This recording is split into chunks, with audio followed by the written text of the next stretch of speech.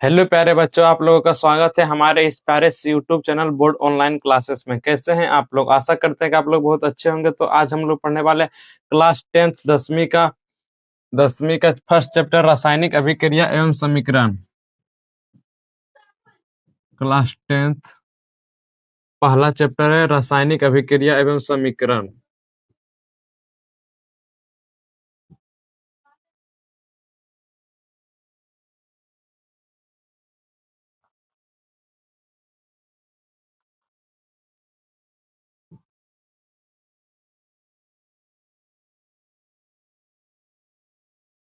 रासायनिक अभिक्रिया एवं समीकरण। रासायनिक अभिक्रिया एवं समीकरण को आज हम लोग पढ़ने वाले हैं। पहला चैप्टर है केमिस्ट्री, बिहार बोर्ड 10वीं का केमिस्ट्री का पहला चैप्टर है। तो आप लोग देखिए इसको। और पहला देखते हैं रासायनिक अभिक्रिया होता क्या है।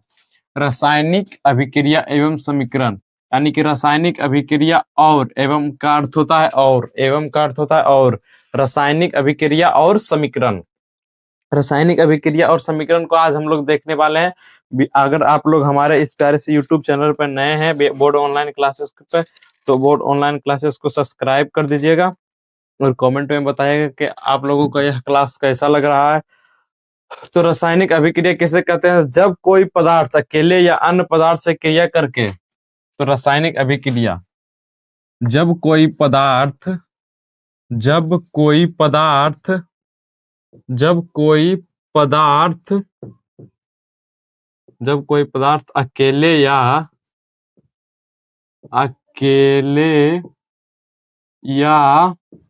किसी अन्य पदार्थ के साथ किसी अन्य पदार्थ के साथ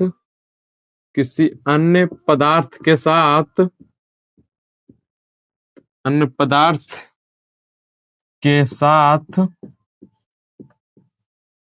अन्य पदार्थ के साथ क्रिया करके, यानी कि जब कोई पदार्थ अकेले या किसी अन्य पदार्थ के साथ क्रिया करके भिन्न गुण वाले साथ जब कोई पदार्थ अकेले या किसी अन्य पदार्थ के साथ क्रिया करके अभिक्रिया करके अभिक्रिया करके अभिक्रिया करके करके भिन्न गुण वाले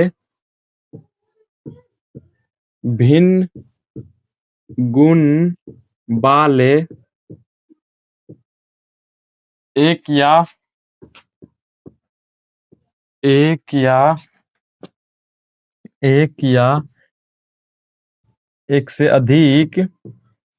एक से अधिक नए पदार्थों का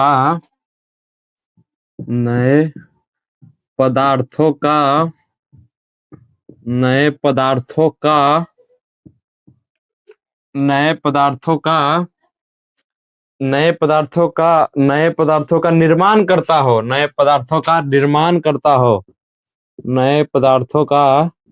निर्माण करता हो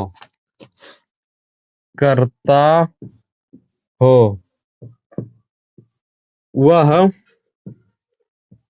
रासायनिक अभिक्रिया कहलाता है।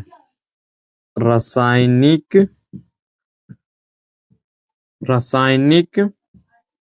अभिक्रिया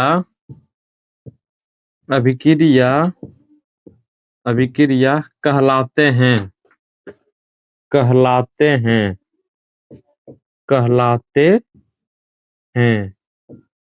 वह रासायनिक अभिक्रिया कहलाते हैं।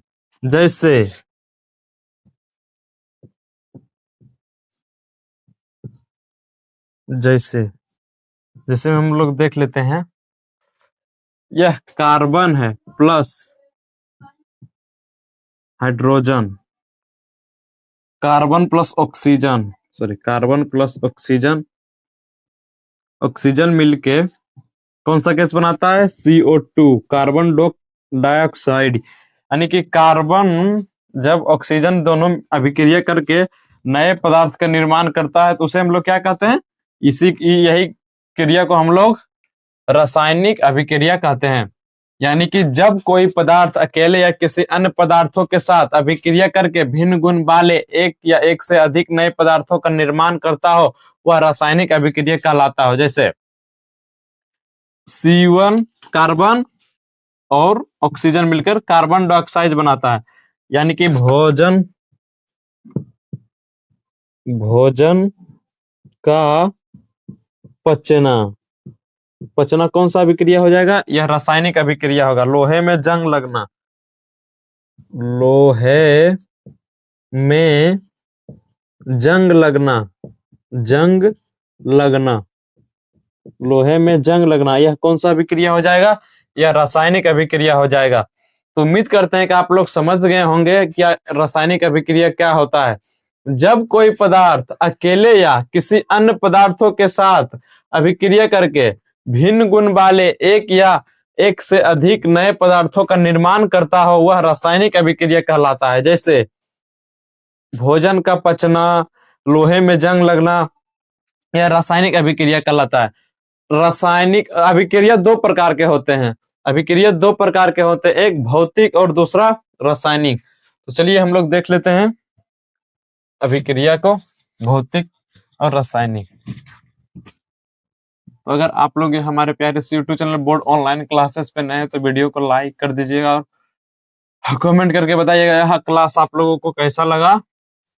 चलिए देखते हैं हम लोग भौतिक रासायनिक अभिक्रिया और रासायनिक अभिक्रिया। तो चलिए हम लोग देख लेते हैं। दो प्रकार का होता है, भौतिक रासायनिक अभिक्रिया और रासायनिक अभिक्रिया। भौतिक परिवर्तन और रासायनिक परिवर्तन तो देख लेते हैं। इससे पहले, समझने से पहले हमें भौतिक या रासायनिक अभिक्रिया को समझ लेना होगा। तो चलिए हम लोग देखते हैं पदार्थों में परिवर्तन। सबसे पहला पदार्थों में परिवर्तन। पदार्थों में परिवर्तन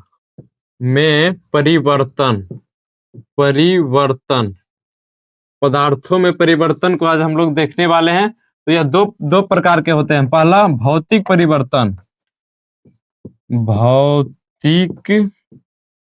परिवर्तन। भौतिक परिवर्तन, दूसरा रासायनिक परिवर्तन। दूसरा रासायनिक परिवर्तन। दूसरा रासायनिक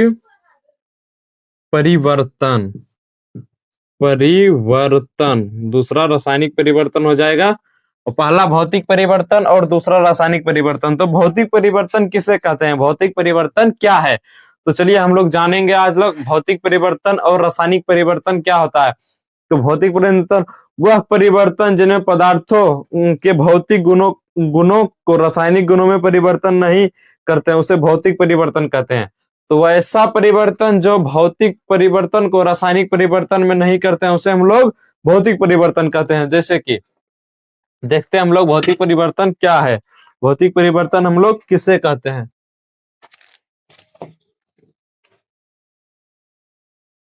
तो चलिए हम लोग भौतिक परिवर्तन को देखने वाले हैं। भौतिक परिवर्तन किसे कहते हैं?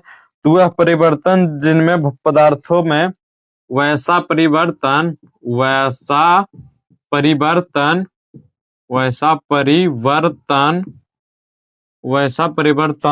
जिसमें पदार्थों के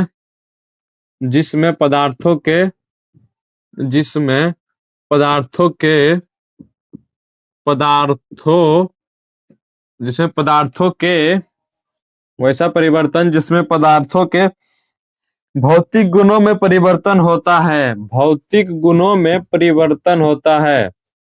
वैसा पदार्थ जिसमें भौतिक गुणों में परिवर्तन होता है।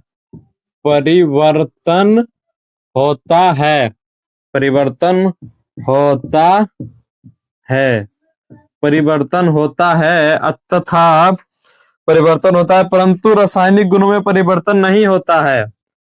परंतु रासायनिक गुणों में परिवर्तन नहीं होता है। रासायनिक गुणों में परिवर्तन नहीं होता है। रासायनिक गुणों में परिवर्तन नहीं होता है। परिवर्तन परिवर्तन नहीं होता है, नहीं होता है। क्या कहलाता है वह भौतिक परिवर्तन कहलाता है। वह भौतिक परिवर्तन कहलाता है। भौतिक परिवर्तन परिवर्तन कहलाता है, कहलाता है। वैसा परिवर्तन जिसमें पदार्थों के गुणों भौतिक गुणों का परिवर्तन होता है, भौतिक गुणों का परिवर्तन होता है, परंतु रासायनिक गुणों का परिवर्तन नहीं होता है, वह भौतिक परिवर्तन कहलाता है। जैसे मोम का पिघलना, जैसे में क्या हो जाएगा, जैसे मोम का पिघलना, मोम का पिघलना, मोम का पिघलना हो जाएगा, जैसे मोम का पिघलना। और क्या हो जाएगा, फलों का सलाद बनना, फलों का सलाद बनना, फलों का सलाद बनना, सलाद बनना। यानी कि वैसा परिवर्तन जिसमें पदार्थों के भौतिक गुणों का परिवर्तन होता है परंतु रासायनिक गुणों में परिवर्तन नहीं होता है, वह भौतिक परिवर्तन कहलाता है। जैसे कि यानी कि वैसा परिवर्तन जिसमें भौतिक परिवर्तन होता हो, इसमें रासायनिक परिवर्तन नहीं होता है। यानी कि जैसे फिर वह परिवर्तन हुआ, जैसे बर्फ का जमना। बर्फ क्या है, बर्फ को जब तक फ्रिज में रखेंगे तब तक वह रासायनिक परिवर्तन रहेगा, फिर उसको वापस वैसे अपनी अवस्था में आ जाएगा। यानी कि वैसा परिवर्तन जो खुद अपना अवस्था बदल ले, अपना अपना अवस्था में खुद वापस आ जाए, उसे हम लोग भौतिक परिवर्तन कहते हैं। यानी कि वैसा परिवर्तन जिसमें पदार्थों के भौतिक गुणों का परिवर्तन होता है परंतु रासायनिक गुणों में परिवर्तन नहीं होता है, वह क्या कहलाता है, वह भौतिक परिवर्तन कहलाता है। यानी कि अवस्था को वह चेंज करते रहे, यानी कि पानी से बर्फ से पानी को बनना, यह क्या है, भौतिक परिवर्तन है।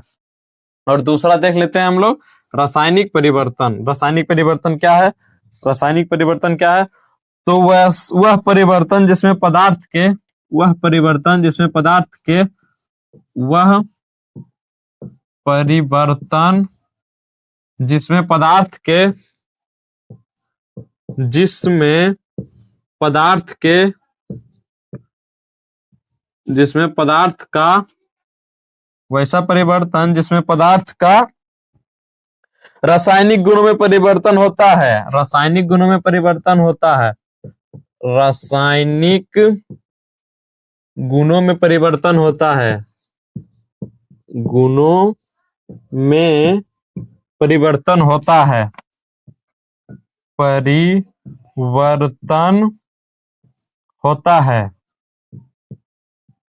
होता है, तथा भौतिक गुणों में परिवर्तन नहीं होता है, तथा भौतिक गुणों में परिवर्तन नहीं होता है। भौतिक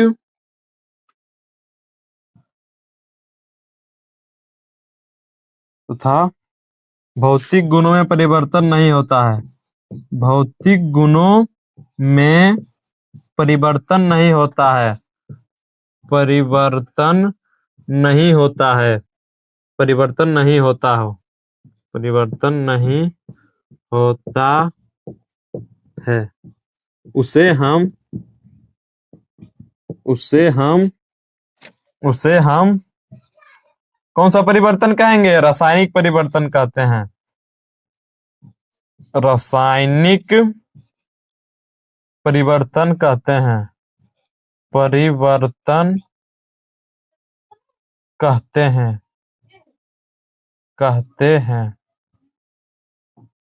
जैसे लोहे में जंग लगना, जैसे कौन सा हो जाएगा परिवर्तन, लोहे में जंग लगना, लोहे में जंग लगना, जंग लगना, लोहे में जंग लगना। और दूध से दही बनना, दूध दूध से दही बनना बनना यानी कि वह ऐसा परिवर्तन, रासायनिक परिवर्तन क्या होता है? रासायनिक परिवर्तन को आप लोग देख लीजिए, वह परिवर्तन जिसमें पदार्थ का रासायनिक गुणों में परिवर्तन होता है तथा भौतिक गुणों में परिवर्तन नहीं होता है, उसे हम रासायनिक परिवर्तन कहते हैं। यानी कि वह भौतिक गुणों में परिवर्तन होता है बल्कि रासायनिक गुणों में परिवर्तन नहीं होता है। जैसे कि एक बार वह हो गया तो दोबारा उसको वापस तरीका से नहीं लाया जा सकता। एक बार वह हो गया, जैसे लोहा में जंग लग गया तो वापस हम उसी तरह का लोहा नहीं ना बना सकते हैं, वैसे हो गया जी। लोहा जो हो रहता है, लोहा पर जंग लगने के बाद फिर वापस तो उसको हम नहीं लोहा बना सकते हैं। और दूध से दही का जमना, क्या दही से हम दूध फिर बना सकते हैं? नहीं बना सकते। यानी कि वैसा परिवर्तन जिसमें रासायनिक गुणों में परिवर्तन होता है तथा भौतिक गुणों में परिवर्तन नहीं होता है, वह रासायनिक परिवर्तन कहलाता है। या जैसे कि यह हो गया रासायनिक परिवर्तन, यह हो गया भौतिक परिवर्तन। भौतिक परिवर्तन वैसा वैसा परिवर्तन जिनमें भौतिक अवस्था बदलाव अपनी परिवर्तनों का अथवा लाता है, यानी कि अपने अवस्था को बदलता है, अपने अवस्था को बदलता है। इसमें रासायनिक परिवर्तन में अपने अवस्था को नहीं बदला जाता है। तो चलिए आगे हम लोग देख लेते हैं। आगे इसका पूछा जाता है कि भौतिक परिवर्तन तथा रासायनिक परिवर्तन में अंतर बताएं। यह 2 नंबर का क्वेश्चन में कभी कभी आ जाता है एग्जाम में कि भौतिक परिवर्तन तथा रासायनिक परिवर्तन का अंतर बताएं। तो हम लोग यह क्वेश्चन को देखेंगे। ऐसे रहता है कि 2 नंबर में आ जाता है कभी कभी कि भौतिक परिवर्तन तथा रासायनिक परिवर्तन में अंतर स्पष्ट करें। तो आज हम लोग भौतिक परिवर्तन और रासायनिक परिवर्तन में अंतर को स्पष्ट करेंगे। तो इधर लिखेंगे हम लोग भौतिक परिवर्तन, इधर भौतिक परिवर्तन, भौतिक परिवर्तन, और इधर हो जाएगा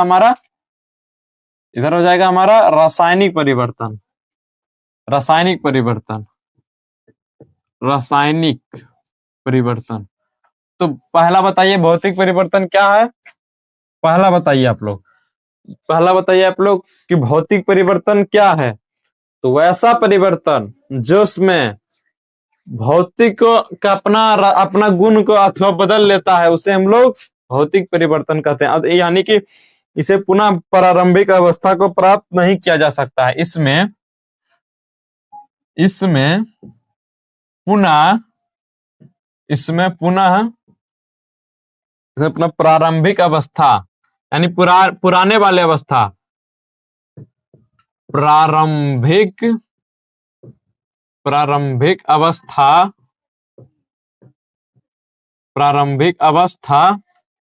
प्रारंभिक अवस्था को प्राप्त किया जा सकता है,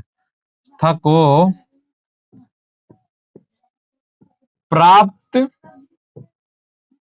किया जा सकता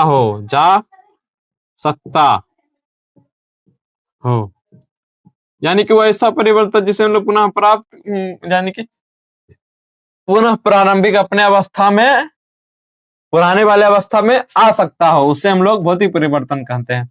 और दूसरा एक न पहला देख लेते हैं रासायनिक परिवर्तन में क्या है। इनमें पुनः प्रारंभिक अवस्था को प्राप्त नहीं किया जा सकता है। इनमें पुनः प्रारंभिक अवस्था को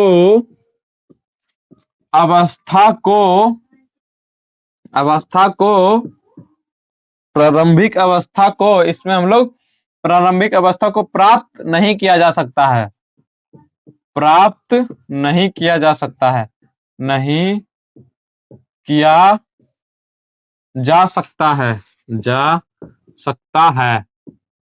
सकता है। इसमें भौतिक परिवर्तन में हम लोग पुनः प्रारंभिक अवस्था में प्राप्त कर सकते हैं। रासायनिक परिवर्तन में हम लोग इन्हें पुनः प्रारंभिक अवस्था में प्राप्त नहीं कर सकते हैं। और दूसरा देख लेते हैं, इनमें नए पदार्थ का निर्माण नहीं होता है, इनमें नए पदार्थ का निर्माण नहीं होता है, इनमें नए पदार्थ का निर्माण इनमें नए पदार्थ का निर्माण इनमें नए पदार्थ का निर्माण इनमें नए पदार्थ का निर्माण इनमें नए पदार्थ का निर्माण नहीं होता है नहीं होता है नहीं होता है इनमें नए पदार्थ का निर्माण होता है। रासायनिक परिवर्तन में नए पदार्थ का निर्माण होता है। इनमें नए पदार्थ का नए पदार्थ का नए पदार्थ का निर्माण निर्माण होता है निर्माण होता है। इनमें नए पदार्थ का निर्माण भौतिक परिवर्तन में नए पदार्थ का निर्माण नहीं होता है और रासायनिक परिवर्तन में होता है। रासायनिक परिवर्तन में नए पदार्थों का निर्माण होता है और यह परिवर्तन अस्थायी होता है। यह परिवर्तन भौतिक परिवर्तन यह परिवर्तन अस्थायी होता है। यह परिवर्तन अस्थायी होता है अस्थायी होता है अस्थायी होता है यानी कि यह परिवर्तन अस्थायी नहीं होता है और यह परिवर्तन अस्थायी होता है। यह परिवर्तन अस्थायी होता है अस्थायी होता है अस्थायी होता है अस्थायी होता है। यह परिवर्तन अस्थायी होता है। और 4 नंबर क्या हो जाएगा? 4 नंबर को हम लोग देख लेते हैं। 4 नंबर क्या कह रहा है? 4 नंबर को हम लोग देख लेते हैं। इनमें केवल भौतिक गुण यानी अवस्था आकार में परिवर्तन होता है। इनमें केवल भौतिक गुण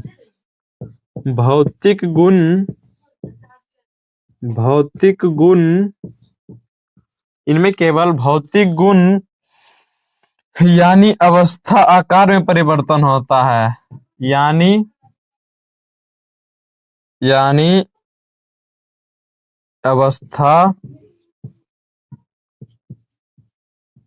अवस्था आकार में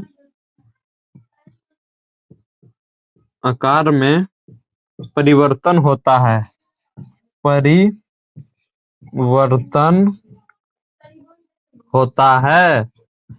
होता है। इनमें केवल भौतिक और इनमें रासायनिक गुणों जैसे रंग संगठन आदि में परिवर्तन होता है। इनमें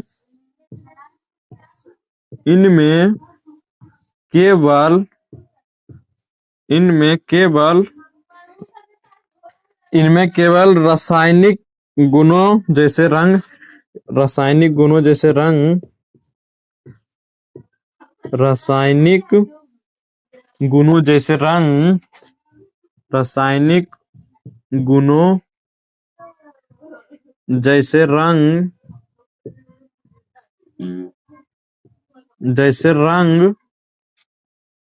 रंग संगठन आदि में परिवर्तन होता है। रंग संगठन आदि में परिवर्तन होता है। आदि में परिवर्तन होता है। आदि में परिवर्तन होता है। आदि में परिवर्तन होता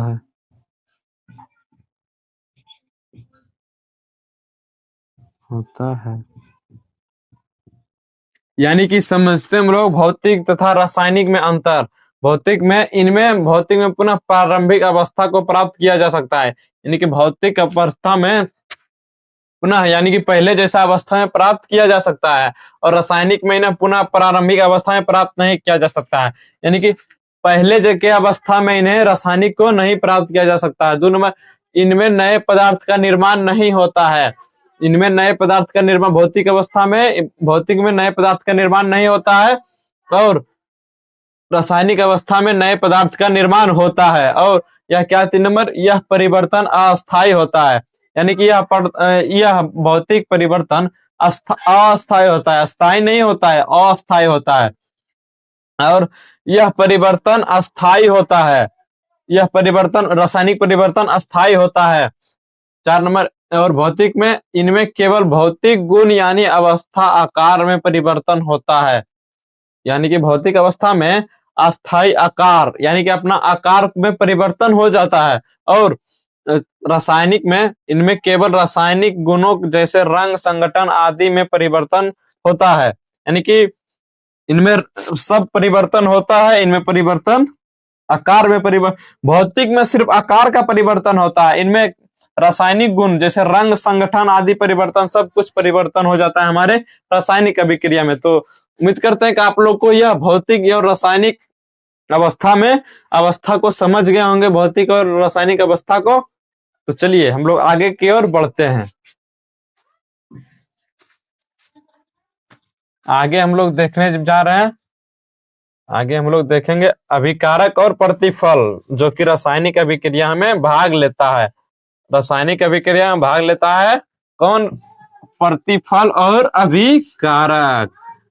तो अगर आप लोग हमारे इस प्यारे से यूट्यूब चैनल पर बोर्ड ऑनलाइन क्लासेस पे नए हैं तो चैनल को सब्सक्राइब करके 100 जल्दी से पहुंचा दीजिए, क्योंकि हमारा सब्सक्राइब 100 पुरने पर लाइव क्लास चलेगी आप लोगों को, इसलिए 100 पुरा दीजिए। और वीडियो को अभी तक लाइक नहीं किया तो वीडियो को लाइक कर दीजिएगा और चैनल को सब्सक्राइब कर दीजिएगा, और वीडियो को शेयर कर दीजिएगा। आप लोग जल्द से वीडियो को शेयर कर दीजिएगा अपने दोस्तों के साथ। देखने वाले हैं अभिकारक के बारे में। अभिकारक क्या है? अभिकारक किसे कहते हैं? अभिकारक क्या है? अभिकारक, अभिकारक, अभिकारक, अभिकारक के बारे में हम लोग देखने वाले हैं। जो पदार्थ रासायनिक अभिक्रिया में भाग लेते हैं उन्हें हम लोग अभिकारक कहते हैं। जो पदार्थ रासायनिक अभिक्रिया में भाग लेते हैं, रासायनिक अभिक्रिया में रासायनिक अभिक्रिया में भाग लेते हैं, रासायनिक अभिक्रिया में भाग लेते हैं, उन्हें हम रासायनिक अभिक्रिया कहते हैं। उन्हें हम अभिकारक कहते हैं। उन्हें हम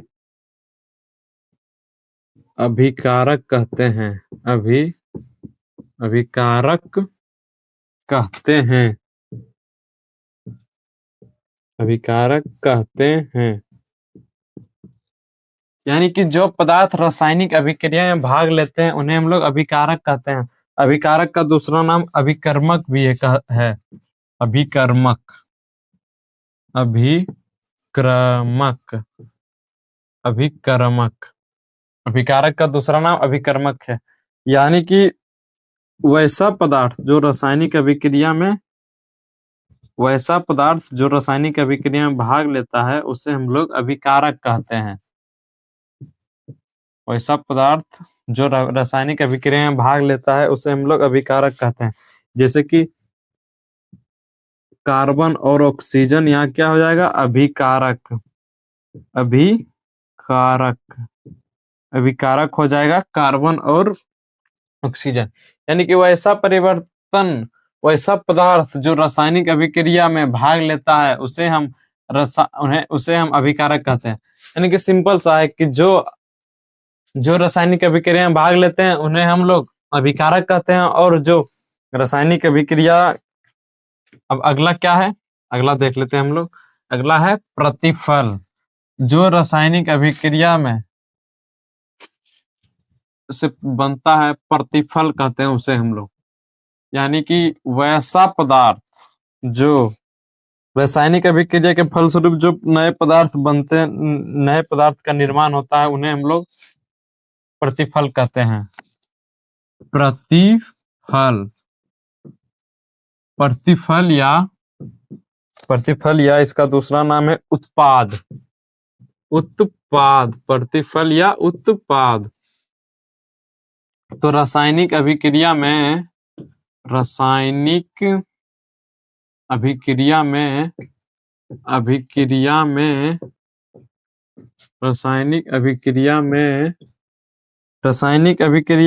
के फलस्वरूप रासायनिक अभिक्रिया में जो नए पदार्थ बनते हैं, जो नए पदार्थ बनते हैं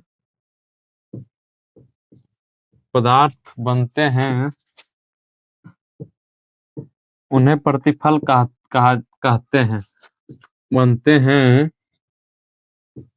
बनते हैं उन्हें प्रतिफल कहते हैं। प्रतिफल कहते हैं।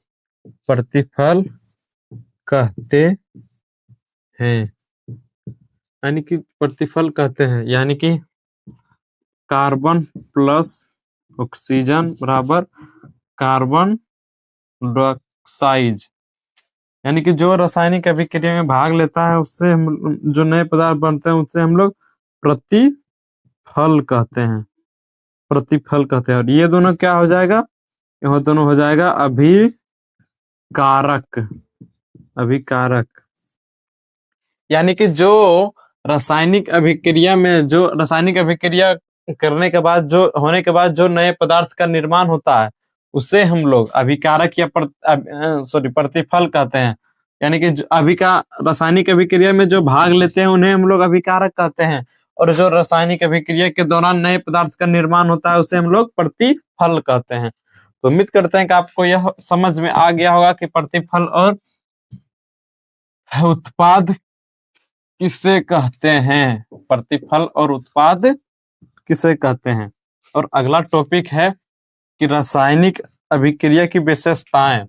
रासायनिक अभिक्रिया की क्या क्या विशेषताएं हैं वो लिखना है हम लोग को। तो देखना है रासायनिक अभिक्रिया की विशेषताएं, यानी कि रासायनिक अभिक्रिया की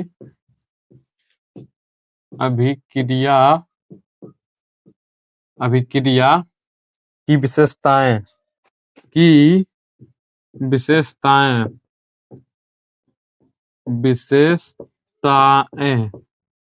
विशेषताएं रासायनिक अभिक्रिया की विशेषताएं। पहला क्या होता है, पहला ताप में परिवर्तन होता है। पहला ताप में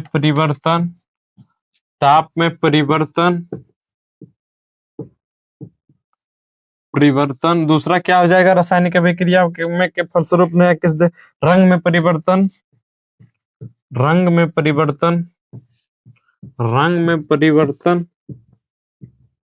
में परिवर्तन और गैस का उत्सर्जन।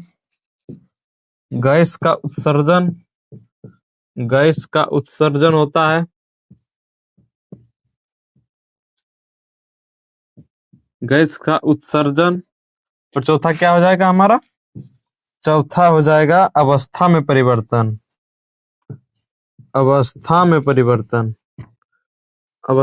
परिवर्तन हो जाता है। अवस्था में परिवर्तन। और पांचवा क्या हो जाएगा हमारा, अपक्षेप का बनना। पांचवा क्या हो जाएगा, अपक्षेप का बनना। अपक्षेप का बनना। यानी कि रासायनिक अभिक्रिया में क्या होता है, रासायनिक अभिक्रिया की विशेषताएं क्या है, ताप में परिवर्तन हो जाता है, रंगों में परिवर्तन हो जाता है, गैस का उत्सर्जन होता है यानी कि गैस निकलता है, अवस्था में परिवर्तन हो जाता है यानी कि जिस अवस्था में रहता है उस अवस्था को परिवर्तित होता है, अपक्षेप का बनना हो जाता है, अपक्षेप बनता है। तो उम्मीद करते हैं कि आप लोगों को यह विशेषताएं भी समझ में आ गया होगा। तो चलिए आगे हम लोग देखने वाले इनका रासायनिक समीकरण क्या होता है। केमिकल इक्वलिटी रासायनिक समीकरण क्या होता है, पॉइंट देना है और हम लोगों को लिखना है कि रासायनिक समीकरण क्या है। रासायनिक समीकरण क्या है। रासायनिक समीकरण क्या है। रासायनिक समीकरण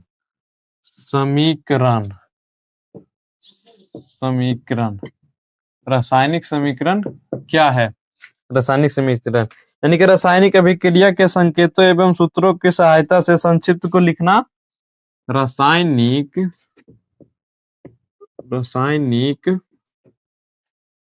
अभिक्रिया को अभिक्रिया को रासायनिक अभिक्रिया को संकेतों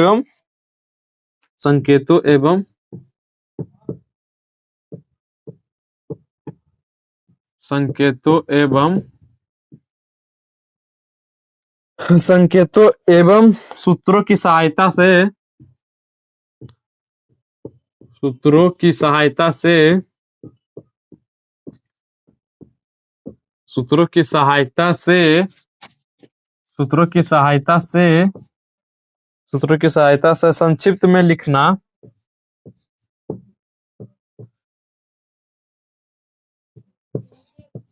संक्षिप्त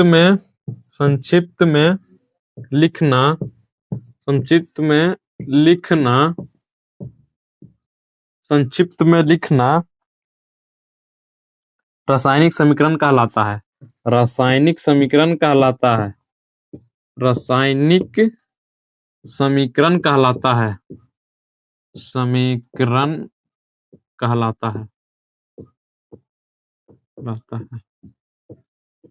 यानी कि रासायनिक समीकरण रासायनिक अभिकारक को संकेत एवं सूत्रों की सहायता से संक्षिप्त में लिखना रासायनिक समीकरण कहलाता है।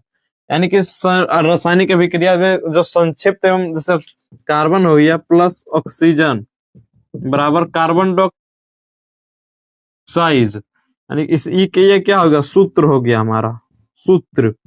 इसको हम लोग अभिकारक को हम लोग सूत्र कहते हैं। यह हो गया सूत्र और यह हो जाएगा हमारा हो जाएगा संक्षिप्त में अभिक्रिया। यह हो जाएगा हमारा समीकरण अभिक्रिया।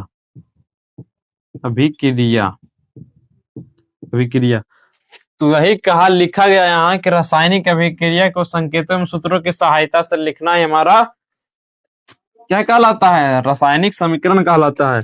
चलिए इसका कुछ जैसे एग्जाम्पल में देख लेते हैं। एग्जाम्पल में हम लोग देख लेते हैं ढेर सारा। यानी कि जैसे देखिए आप लोग, यह हो जाएगा कार्बन प्लस ऑक्सीजन बराबर कार्बन डाइऑक्साइड, यानी कि carbon plus oxygen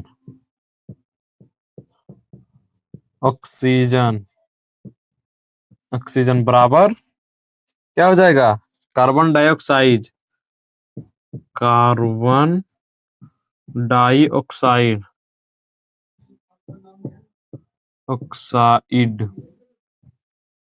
carbon dioxide हो जाएगा। और नोट यह क्या हो जाएगा हमारा संकेत, कार्बन का संकेत हो जाएगा O2। यह क्या हो जाएगा हमारा, यह सूत्र हो जाएगा सूत्र। और क्या हो जाएगा यह भी हो जाएगा सूत्र। तो आप लोग समझ गए कार्बन प्लस ऑक्सीजन बराबर, यानी कि इसको संक्षिप्त में लिखना है, यानी संक्षिप्त में लिखना है हमारा रासायनिक समीकरण कहलाता है। रासायनिक समीकरण हम लोग इसको कहते हैं हम लोग रासायनिक समीकरण। C plus carbon plus O2 यानी कि संक्षिप्त में लिखना। जैसे कार्बन कितना बड़ा हो गया, ऑक्सीजन कितना बड़ा हो गया, कार्बन डाइऑक्साइड देखिए यहाँ कितना बड़ा, इसीलिए इसको संक्षिप्त में CO2 नाम दिया गया है। इसी को हम लोग कहेंगे रासायनिक समीकरण कहेंगे। उम्मीद करते हैं कि आप लोगों को यह समझ में आ गया होगा। तो चलिए अब आता है रासायनिक समीकरण दो प्रकार के होते हैं। रासायनिक समीकरण दो प्रकार के होते हैं, संतुलित तथा असंतुलित।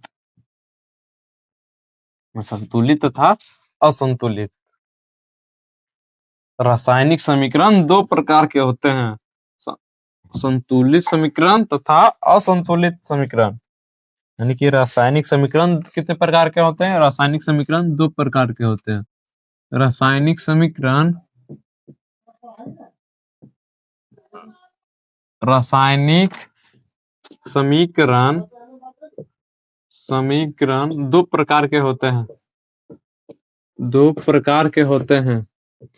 दो प्रकार के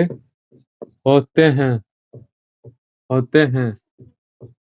कौन कौन हो जाएगा? रासायनिक समीकरण दो प्रकार के होते हैं। पहला संतुलित संतुलित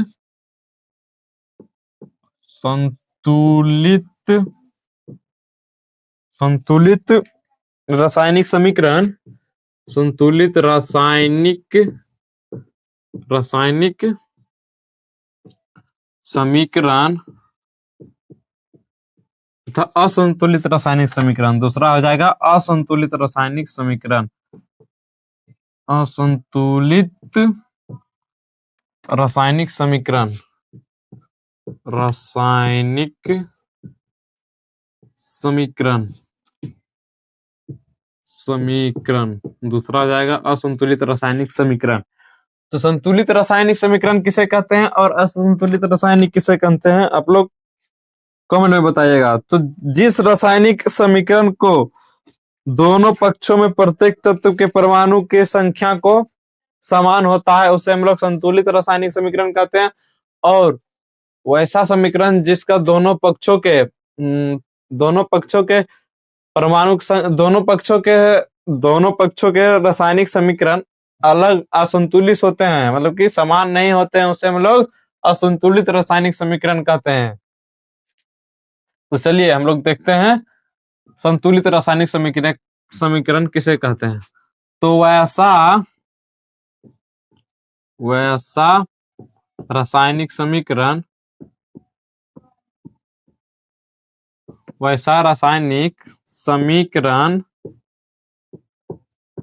यानी कि वैसा रासायनिक समीकरण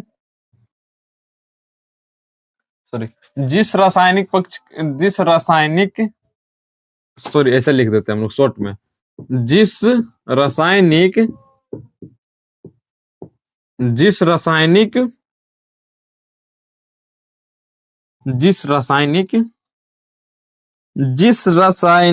समीकरण के दोनों पक्षों में जिन रासायनिक समीकरण के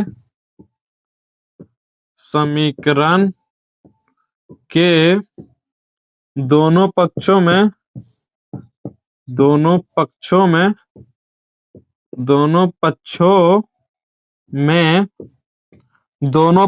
में प्रत्येक तत्व के परमाणु की संख्या प्रत्येक तत्व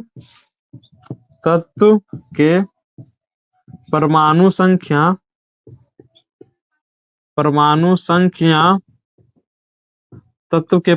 संख्या समान हो उसे संतुलित रासायनिक समीकरण कहते हैं।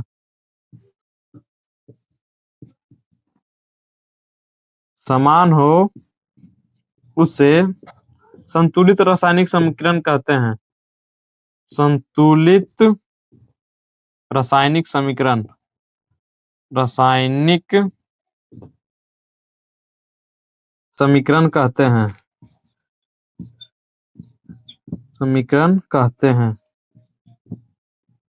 कहते हैं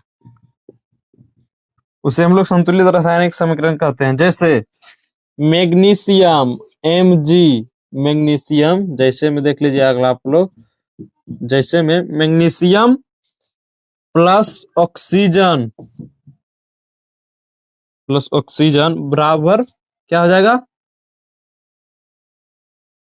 मैग्नीशियम ऑक्सीजन O2 ऑक्सीजन 2। क्या यह संतुलित रासायनिक समीकरण है? यह संतुलित रासायनिक समीकरण है। मैग्नीशियम प्लस 2 मैग्नीशियम हो जाएगा, यहाँ ऑक्सीजन 2 है, ऑक्सीजन नहीं ऑक्सीजन यहाँ हो जाएगा 2। ये कैसे हो जाएगा? सॉरी नहीं, ऑक्सीजन हो जाएगा, ऑक्सीजन यहाँ 2 हो जाएगा, O2 ऑक्सीजन। यानी कि मैग्नीशियम प्लस ऑक्सीजन बराबर, ये क्या आप लोगों को ऑक्सीजन यहाँ 1 है, ऑक्सीजन यहाँ 2 है, मैग्नीशियम यहाँ 1 है, मैग्नीशियम यहाँ 1 है, तो हम यहाँ देंगे 2, तो 2 यहाँ 1 हो गया, यहाँ 2 देंगे, अब समीकरण सही हो गया। मैग्नीशियम 2 ऑक्सीजन 2, अब यह समीकरण सही हो गया। तो आप लोग देखते हैं, जिस रासायनिक समीकरण के दोनों पक्षों में प्रत्येक तत्व के परमाणु संख्या समान हो उससे संतुलित रासायनिक समीकरण कहते हैं। यानी कि प्रत्येक तत्व दोनों तत्व के परमाणु संख्या समान हो गया जी। अब यह रासायनिक समीकरण समान हो जाएगा। तो उम्मीद करते हैं कि आप लोग यह समझ गए होंगे। अब असंतुलित रासायनिक समीकरण को हम लोग देख लेते हैं। असंतुलित रासायनिक समीकरण क्या है? असंतुलित रासायनिक समीकरण किसे कहते हैं? असंतुलित रासायनिक समीकरण क्या है? तो उम्मीद करते हैं कि आप लोगों को यह क्लास अच्छा लगे। क्लास अच्छा लगे तो लाइक कमेंट शेयर और चैनल को सब्सक्राइब कर दीजिएगा। तो चलिए हम लोग देखते हैं असंतुलित रासायनिक समीकरण। असंतुलित रासायनिक समीकरण, असंतुलित रासायनिक समीकरण देखने से पहले हम लोग कुछ और रासायनिक समीकरण को संतुलित क्यों किया जाता है, यानी कि रासायनिक समीकरण को सूचित क्यों किया जाता है। रासायनिक समीकरण वैसा समीकरण जिस रासायनिक समीकरण में जिस रासायनिक समीकरण में जिस रासायनिक समीकरण में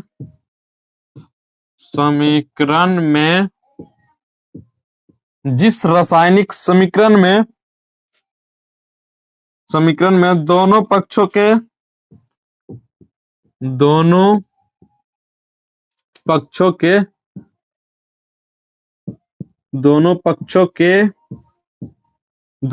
के प्रत्येक तत्व के परमाणु प्रत्येक तत्व के परमाणु की संख्या असमान हो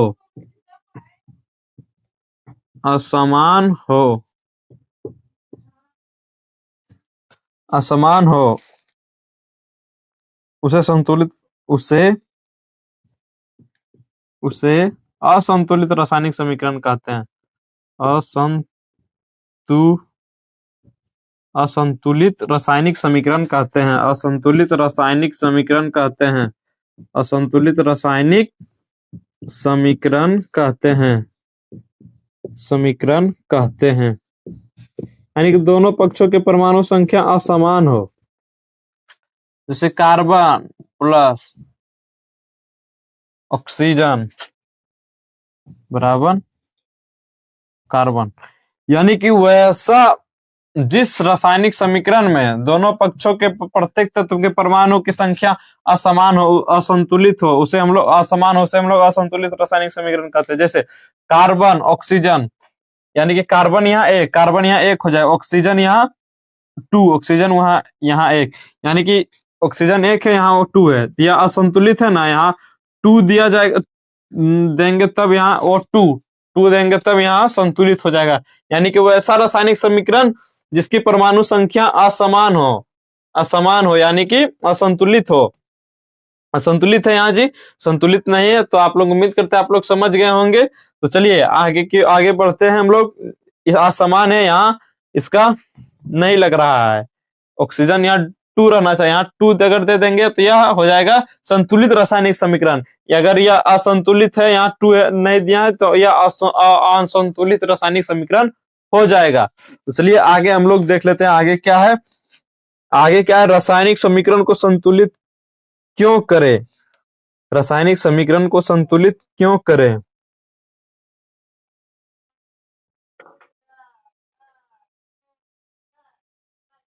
रासायनिक समीकरण को संतुलित क्यों करें? चलिए अगला टॉपिक है रासायनिक समीकरण को संतुलित क्यों करें। रासायनिक समीकरण को संतुलित क्यों किया जाता है, यानी कि ये वाला तीर क्यों दिया जाता है? रासायनिक समीकरणों में संतुलित क्यों किया जाता है, यानी कि ये तीर क्यों दिखाया जाता है, यानी कि संतुलित के बाद यह तीर क्यों दिखाया जाता है, इसी को हम लोग देख लेते हैं। यहाँ क्या है, क्वेश्चन है रासायनिक समीकरण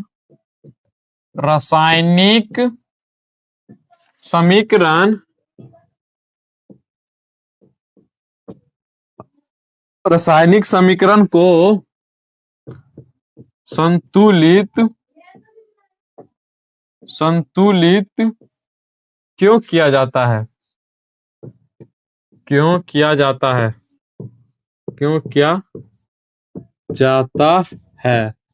रासायनिक अभिक्रिया को संतुलित क्यों किया जाता है? रासायनिक अभिक्रिया को संतुलित तो द्रव्यमान संरक्षण के नियम को पूरा करने के लिए। उत्तर हो जाएगा द्रव्यमान संरक्षण के नियम को पूरा करने के लिए,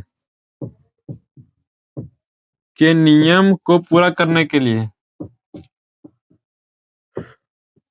करने के लिए, करने के लिए, यानी कि द्रव्यमान संरक्षण के नियमों को पूरा करने के लिए हम लोग रासायनिक समीकरण को संतुलित करते हैं। तो यह द्रव्यमान संरक्षण क्या है? द्रव्यमान संरक्षण क्या है? द्रव्यमान संरक्षण का नियम, यानी कि यह नियम है। द्रव्यमान संरक्षण एक नियम है। देख लेते हैं हम लोग द्रव्यमान संरक्षण क्या होता है। द्रव्यमान संरक्षण का नियम, द्रव्यमान संरक्षण का नियम, संरक्षण का नियम, नियम को हम लोग आज जानने वाले हैं। तो किसी भी रासायनिक अभिक्रिया में द्रव्यमान का, किसी भी रासायनिक अभिक्रिया में, किसी भी रासायनिक अभिक्रिया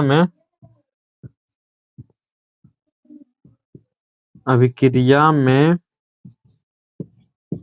किसी भी रासायनिक अभिक्रिया में द्रव्यमान का ना तो निर्माण, द्रव्यमान का ना तो निर्माण,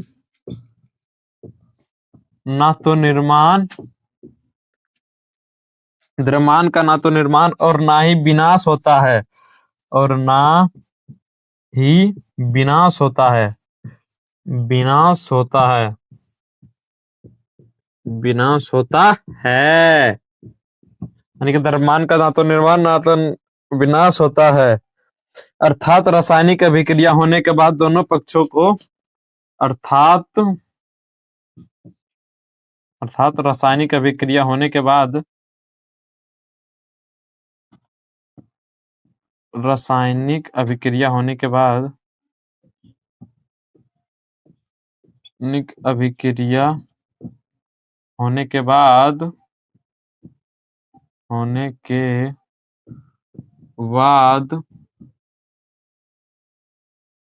रासायनिक अभिक्रिया होने के बाद दोनों पक्षों का भार बराबर होता है, दोनों पक्षों का भार बराबर होता है, दोनों पक्षों का भार बराबर होता है, बराबर होता है, बराबर होता है, दोनों पक्षों का भार बराबर होता है। यानी कि देखो 2HCl, जैसे कि एक minute, H chlorine plus hydrogen बराबर 2HCl, यानी कि 2 क्लोरीन 2 हाइड्रोजन, यानी कि 2HCl हो गया। ऐसे समझ गए होंगे आप लोग समझ गए होंगे कि रासायनिक समीकरण को क्यों संतुलित किया जाता है। तो द्रव्यमान संरक्षण के नियम को पूरा करने के लिए, द्रव्यमान संरक्षण के नियम को पूरा करने के लिए हम लोग रासायनिक समीकरण को संतुलित करते हैं। और द्रव्यमान संरक्षण का नियम क्या है? पूछेगा द्रव्यमान संरक्षण का नियम क्या है? तो किसी भी रासायनिक अभिक्रिया में द्रव्यमान का ना तो निर्माण होता है ना तो विनाश होता है। अर्थात रासायनिक अभिक्रिया होने के बाद दोनों पक्षों का भार बराबर बराबर होता है। रासायनिक अभिक्रिया के बाद होने के बाद दोनों पक्षों का बराबर बराबर होता है। जैसे क्लोरीन 2 है, हाइड्रोजन 2 है, तो यहां भी हो जाएगा 2 क्लोरीन 2 हाइड्रोजन और 2 क्लोरीन 2HCl। तो उम्मीद करते हैं कि आप लोगों को यह क्लास समझ में आ गया होगा। अगर समझ में आ गया तो अब और रासायनिक समीकरण एवं रासायनिक अभिक्रिया एवं समीकरण का पार्ट 2 आएगा। आज के लिए इतना ही, मिलते हैं आप लोगों से कल अगले वीडियो में। तब तक के लिए आप लोग कमेंट लाइक कर दीजिएगा, वीडियो को लाइक कर दीजिएगा, अपने दोस्तों के साथ शेयर कर दीजिएगा। अपने दोस्तों के साथ शेयर कर दीजिएगा। और चैनल पे नए हैं हमारे बोर्ड ऑनलाइन क्लासेस पे, तो बोर्ड ऑनलाइन क्लासेस को सब्सक्राइब कर दीजिएगा और जल्द से जल्द क्लास को शेयर कर दीजिएगा अपने दोस्तों के साथ। और इसका पार्ट 2 आएगा रासायनिक अभिक्रिया एवं समीकरण केमिस्ट्री का, बिहार बोर्ड 10वीं का चल रहा है हमारे पास रसायन शास्त्र, जो कि रासायनिक अभिक्रिया एवं समीकरण का पार्ट 2 आएगा। तो आप लोग के लिए मिलते हैं आप लोगों को नेक्स्ट वीडियो में। तब तक आप लोग चैनल को सब्सक्राइब कर दीजिए और कमेंट करके बताइएगा क्या यह क्लास आप लोगों को कैसा लगा।